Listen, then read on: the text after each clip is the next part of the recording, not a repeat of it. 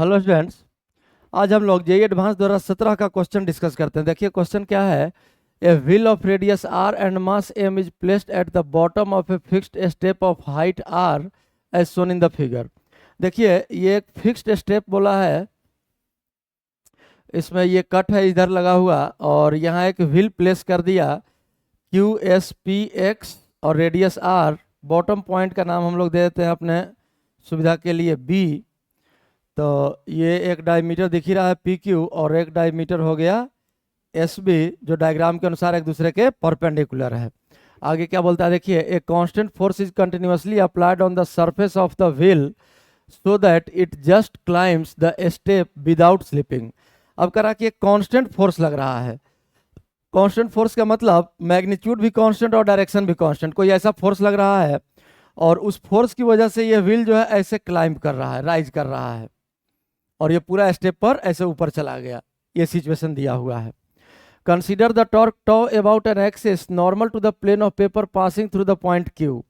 अब देखिए क्यू ये पॉइंट है और प्लेन के परपेंडिकुलर, ये जो बोर्ड दिख रहा है इसके परपेंडिकुलर एक्सिस है और क्यू से पास हो रहा है। इसी के अबाउट नेट टॉर्क कितना है, टॉ। और इसी टॉर्क के बारे में हम लोगों को ये ऑप्शन में से चुनना है कौन सा ऑप्शन सही है। यहाँ देखिए पहला ऑप्शन क्या बोल रहा है, if the force is applied at point P tangentially then torque decreases continuously as wheel climbs. P point पर टेंजेंशियल डायरेक्शन में फोर्स लग रहा है तो कह रहा है कि ये कंटिन्यूअसली टॉर्क जो होगा डिक्रीज करेगा जैसे जैसे व्हील क्लाइम करेगा। आइए इसको चेक कर लेते हैं। सबसे पहले देखिए ये है आपका व्हील और यही पी क्यू डायमीटर था, यही आपका फिक्स्ड स्टेप है। ये इनिशियल पोजीशन दिखा रहे हैं, ये हो गया आपका फिक्स्ड स्टेप। अब यही पॉइंट है Q और ये पॉइंट है P और यहीं से टेंजेंशियल फोर्स लग रहा है। अब देखिए इस क्वेश्चन में साफ साफ लिखा है कि फोर्स आपका कांस्टेंट है।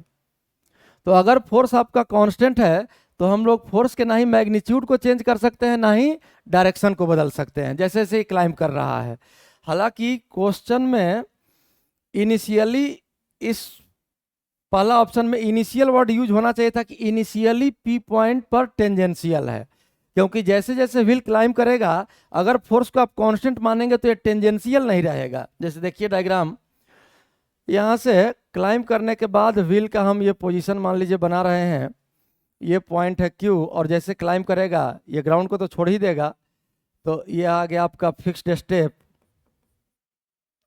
और ये है पॉइंट Q आपका और डायमेट्रिकली अपोजिट पॉइंट है यहाँ P। जब ये फोर्स आपका कांस्टेंट है तो देखिए ना मैग्नीट्यूड चेंज होगा ना डायरेक्शन चेंज होगा, अब ये टेंजेंशियल नहीं रहा। यही बात हम बोले इस ऑप्शन को पढ़ के कि क्वेश्चन में हम मेंशन नहीं किया कि इनिशियली या थ्रू आउट द प्रोसेस। अगर थ्रू आउट द प्रोसेस है तो फिर ये स्टेटमेंट गलत है, फोर्स कांस्टेंट नहीं है। और अगर ये स्टेटमेंट सही है कि फोर्स कांस्टेंट है तो पी पॉइंट पर फोर्स सिर्फ टेंजेंशियल इनिशियल सिचुएशन में होगा। जैसे जैसे क्लाइंब करेगा ये व्हील क्यू के क्रॉस वैसे वैसे टेंजेंशियल नहीं रहा। तो यही सिचुएशन, खैर कांस्टेंट फोर्स दिया तो हम लोग कांस्टेंट मान के ही इसको सॉल्व करेंगे।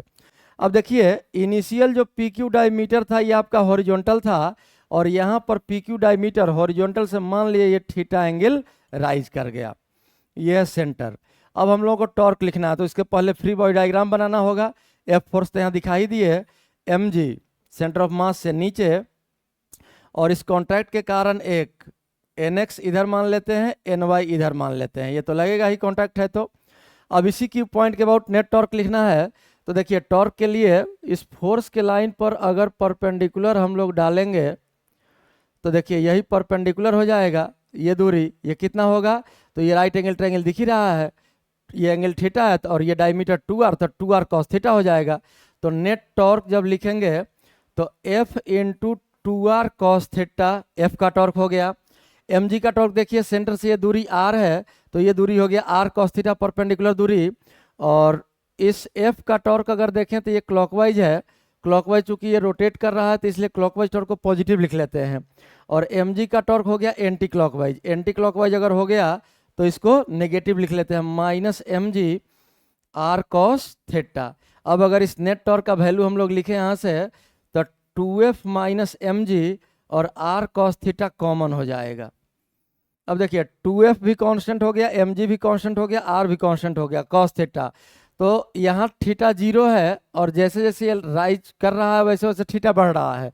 जब कंप्लीटली स्टेप पर क्लाइम कर जाएगा तब थीटा का वैल्यू हो जाएगा π/2, मतलब 0 से π/2 जा रहा है थीटा फर्स्ट क्वाड्रेंट में cos थीटा डिक्रीजिंग होता है, पढ़े होंगे आप लोग, जानते हैं।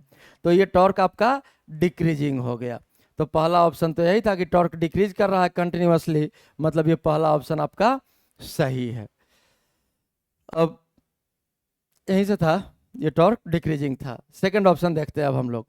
If force is applied normal to the circumference at point X then tau is constant. देखिए अब अगर नॉर्मल टू सर्कमफरेंस यहाँ से फोर्स लग रहा है, पहले सिचुएशन को जरा देख लेते हैं। अगर ये फोर्स नॉर्मल टू सर्कमफरेंस है तो जरूर इस सेंटर से होके पास करेगा लाइन ऑफ एक्शन। अब देखिए फोर्स चूंकि कांस्टेंट दिया है तो ना ही इसका मैग्नीट्यूड चेंज होना चाहिए ना ही डायरेक्शन चेंज होना चाहिए। तो ध्यान से देखिए जरा, एक्स पॉइंट पर जो फोर्स है ये हॉरिजॉन्टल से कुछ थीटा एंगल बना रहा है, जो डायग्राम में रफली 40-45 डिग्री के लगभग दिख रहा है। क्या एंगल है हमको भी नहीं पता है, डेटा नहीं दिया हुआ है, नहीं निकाल सकते हैं। अब जरा इसका डिस्प्लेस्ड पोजीशन में हम लोग टॉर्क का वैल्यू कैलकुलेट करते हैं, इंक्रीज कर रहा है डिक्रीज कर रहा है या कांस्टेंट है, क्योंकि यहाँ लिखा है ऑप्शन में कांस्टेंट। तो कांस्टेंट है तो देखते हैं हम लोग। अब ये पॉइंट है आपका Q, इसी के अबाउट राइज कर रहा है, ये फिक्स्ड स्टेप है। और ये पॉइंट था आपका PQ, डायमीटर के अबाउट P, और ये पॉइंट था Q, यहीं से एक्सिस पास हुआ है। और एक डायमीटर परपेंडिकुलर था PQ के, ये था SB।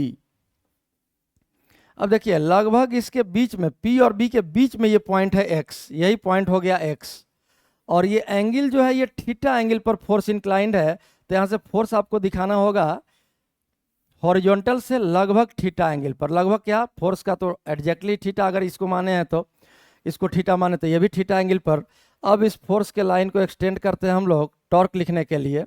तो जरा ध्यान से देखिए, जब यहाँ पर लिख रहे थे हम लोग टॉर्क, तो यहाँ परपेंडिकुलर दूरी ये था, इसको मान लिए स्मॉल r, F/r टॉर्क। और यहाँ पर तो mg और नॉर्मल का टॉर्क एक दूसरे को बैलेंस कर रहा था 0। खैर अब यहाँ देखिए, यहाँ पर mg का टॉर्क क्या हो गया, तो mg इधर आ गया आपका, और ये r है। हॉरिजॉन्टल से अगर थीटा एंगल चला तो अभी जो टॉर्क लिखे हम लोग r cos theta mg into r cos theta हो जाएगा। mg का भी टॉर्क चेंज हुआ और इस एक्सटर्नल फोर्स का भी टॉर्क चेंज हो रहा है। अब देखिए अब परपेंडिकुलर दूरी यहाँ से ये हो गया, इस डायग्राम में हो सकता है थोड़ा सा तिरछा इधर ही आता या इधर आता, उससे मतलब नहीं, परपेंडिकुलर जो ड्रॉ किए हैं तो ये इधर आता या इधर आता।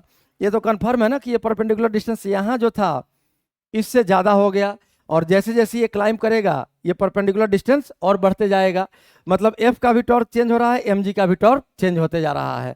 तो ये टॉर्क कांस्टेंट होगा, ये तो ऑप्शन गलत हो गया, ये दोनों टॉर्क आपका बदल रहा है। यहाँ से ही दिख रहा है ये परपेंडिकुलर दूरी आर, यही परपेंडिकुलर दूरी इंक्रीज कर गया। ये मान लीजिए, कुछ मान लेते हैं एक्स मान लीजिए, ये एक्स और ये आर बराबर तो नहीं है, टॉर्क तो जरूर बदल रहा है। mg का भी टॉर्क देखिए, तो यहाँ पर परपेंडिकुलर दूरी r था और यहाँ पर परपेंडिकुलर दूरी r cos थीटा हो गया। तो ये टॉर्क चेंज हो रहा है, मतलब कांस्टेंट नहीं है। टॉर्क लिखने का जरूरत नहीं है क्योंकि सिर्फ ऑप्शन में पूछा है कांस्टेंट है या नहीं, तो ये टॉर्क कांस्टेंट नहीं है, ये ऑप्शन आपका गलत हो गया। सी ऑप्शन देखते हैं, if force is applied normal to circumference at p then torque is 0। अब देखिए p पॉइंट पर अगर सर्कमफरेंस के परपेंडिकुलर फोर्स अप्लाई करे इस डायरेक्शन में, तो ये तो directly point of application, line of action Q से पास हो रहा है, तो F का टॉर्क 0, mg नॉर्मल का टॉर्क 0, तो यहाँ नेट टॉर्क 0 ही होगा। और कोई रफ सरफेस दिया नहीं, फ्रिक्शन वगैरह का कोई यूज है नहीं, तो F का भी टॉर्क 0, mg का टॉर्क और नॉर्मल का टॉर्क एक दूसरे को बैलेंस कर देगा और F का टॉर्क 0 हो जाएगा। और यहाँ से जो भी नॉर्मल पास होगा उस, तो इसी पॉइंट से चूंकि पास हो रहा है, इसी पॉइंट के बाद टॉर्क देखना है, तो उसका टॉर्क 0 होगा ही होगा। मतलब ये सी ऑप्शन आपका सही है, नेट टॉर्क 0 ही होगा अगर नॉर्मल फोर्स लगे पी पॉइंट पर तब। डी ऑप्शन देखिए, if force is applied tangentially at point S then torque not equal to 0 but the wheel never climbs the step. अब इस एस पॉइंट पर टेंजेंशियल फोर्स लगा रहा है, देखिए इसको चेक करते हैं हम लोग। इनिशियल आपका ये सिचुएशन है,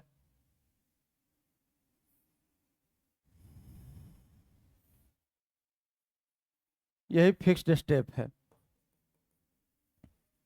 और यही पॉइंट है आपका एस। ये हो गया पी क्यू, ये क्यू है, ये पी है, और ये था आपका एस, और इसको हम लोग एम बोले थे। खैर यहाँ एक्स से अब मतलब नहीं है। इसी पॉइंट पर टेंजेंशियल फोर्स लगाया गया एफ। अब जरा ध्यान से देखिए, इसी डायग्राम में हम इस व्हील को बनाते हैं। जब ये क्लाइंब कर गया तो लगभग ये व्हील इस पोजीशन में आ जाएगा, लगभग। रफली डायग्राम अगर ड्रॉ करें व्हील का तो लगभग ये इस पोजीशन में आएगा। अब बोल रहा है टॉर्क जीरो नहीं होगा, टॉर्क तो जीरो नहीं ही होगा। अब इस पोजीशन में जब आ गया तो एम जी यहाँ आ गया, सीधा इसी पॉइंट से एम जी का लाइन ऑफ एक्शन पास होगा और ये एम जी का टॉर्क जीरो आ जाएगा। लेकिन जरा देखिए कि ये जो एस पॉइंट था ये आपका अब यहाँ आ गया, तो ये फोर्स तो हॉरिजॉन्टल, जब टेंजेंशियल लग रहा है हॉरिजॉन्टल है तो इसी डायरेक्शन में रहेगा यहाँ से एफ। अब देखिए ये जो लाइन ऑफ एक्शन का दूरी है, point of application of F का जो दूरी है क्यू से, ये डिस्टेंस है, ये है आर और ये भी है आर, तो ये दूरी हो गया कितना, √2r। अब ये √2r जो है इस पूरे प्रोसेस में, इस क्लाइंबिंग के प्रोसेस में, ये ध्यान से देखिए, ये सर्कुलर पाथ को फॉलो करेगा जिसका रेडियस कितना हो जाएगा, √2r।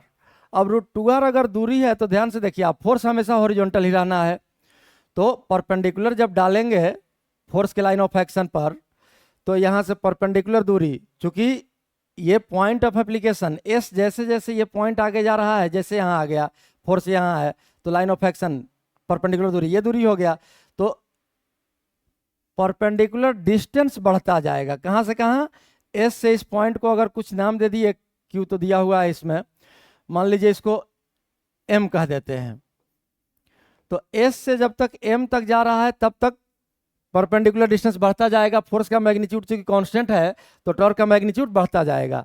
और फिर यहाँ से जब ये लाइन ऑफ, जब ये पॉइंट यहाँ पहुंचा तो फिर से परपेंडिकुलर दूरी ये घटते जा रहा है और घट के आर हो गया, मतलब आर से शुरू हुआ, r√2 हुआ और फिर घटते हुए आर हो गया, परपेंडिकुलर डिस्टेंस। तो एफ का जो टॉर्क है उसका मिनिमम वैल्यू है एफ आर, मिनिमम वैल्यू है एफ आर। और mg का जो भी टॉर्क है जब उससे ज़्यादा होगा f का टॉर्क तभी ये क्लाइंब करना शुरू करेगा, और एक बार अगर क्लाइंब करना शुरू कर दिया तो फिर ये बीच में प्रोसेस रुकेगा नहीं। क्यों?